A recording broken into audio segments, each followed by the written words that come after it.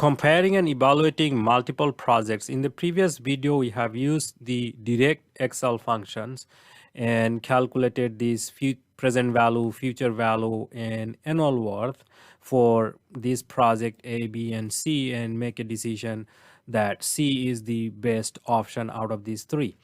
In this video, we'll be showing you the different ways, which I think is easy to think compared to using the direct function. But we'll see. Whatever is easier for you, you can use that particular method. So here, what you're going to do is we're going to create the cash flow table, which we have shown before for this different time period. So that's not, I really don't want like this $sign here. So for different cash flow, oh my God, that's not good. Like this should fix everything. So I'm going to go up to 10 years. That's how this useful life of this project is. And for this cash flow of A, we can simply just copy this guy. And that would be for B and C. So that's cash flow for A, B, and C. And then for period 1, we're gonna get a cash flow, annual cash flow of this. So I'll select that, and then I will freeze that, and then I will basically copy down. Well, I don't know what's the easiest way. We'll just move like this. And this one is the last cash flow for the project C.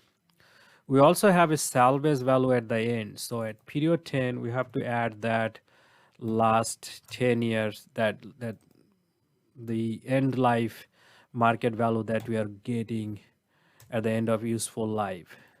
So we'll have to add that piece, this one. So get all this cash flow now. So what we're going to do now, we're going to calculate the present value of each of these cash flow, and we'll assume that they're going to happen in the future. So present value of A, B, and C. So that's what you're going to calculate. So here we're going to write PV, and then rate is again that same 20% for each of this. I'm going to freeze that because we'll be using that again and again. And then 10%, 10 year, I will freeze that as well. We're not making any payment. So these are all single cash flows that is coming in each of these period, and we are bringing all of them into year 0. So then we're not going to be selecting actually this, we'll be selecting this period here. The no payment, and then the future value. So these will be our future value. Again, we have to use a negative sign so that we can get our desired sign. Excel always returns the opposite.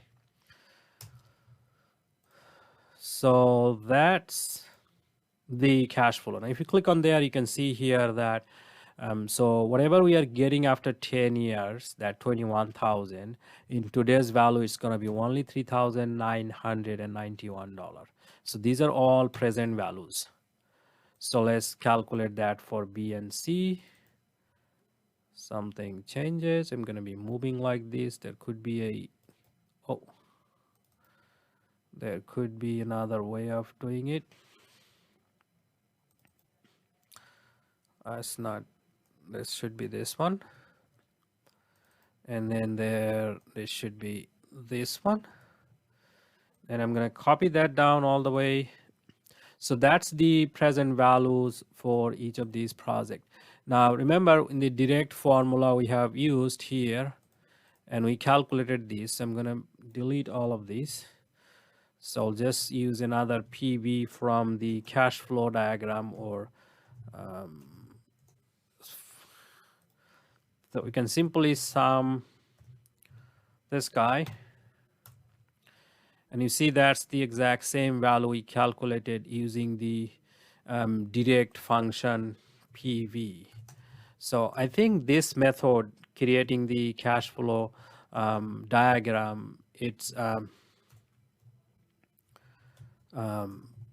little bit easier for the brain to think. And this is applied in any situation, any kind of cash flow, not constant. You can have anything there. and it will give you the results. However, with this formula method, it has to be in a certain way to be useful.